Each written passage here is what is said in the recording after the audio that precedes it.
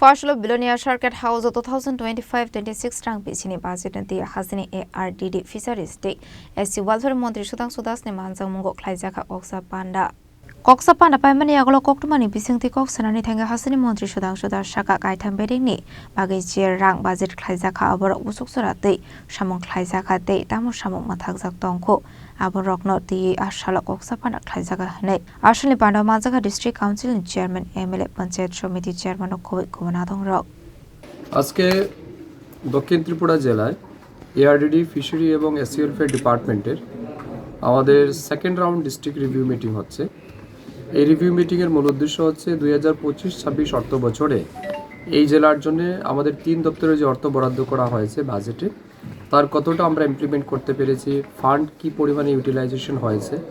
আমাদের অ্যাচিভমেন্ট কী আছে, আমাদের ফেলিওর কী আছে, এই বিষয়ের উপর আলোচনা হবে। আজকের এই রিভিউ মিটিংয়ে এই জেলা সভাধিপতি, সহকারী সভাধিপতি,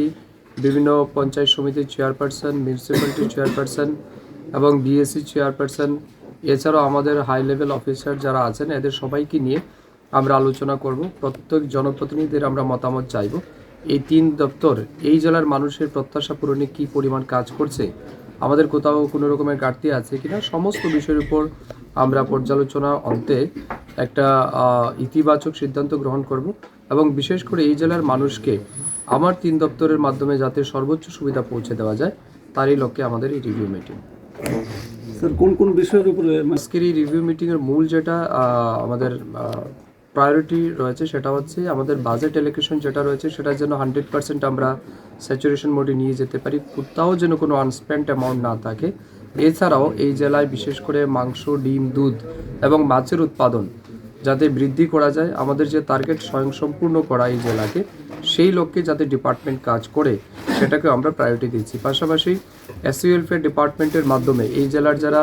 তপশিলি জাতিভুক্ত ছাত্রছাত্রী আছেন তাদেরকে হায়ার এডুকেশনের জন্য বা প্রি মেট্রিক, পোস্ট মেট্রিক সেক্টরে ডিফারেন্ট টাইপের স্কলারশিপ আমরা দিয়ে থাকি, সেগুলিও কতটা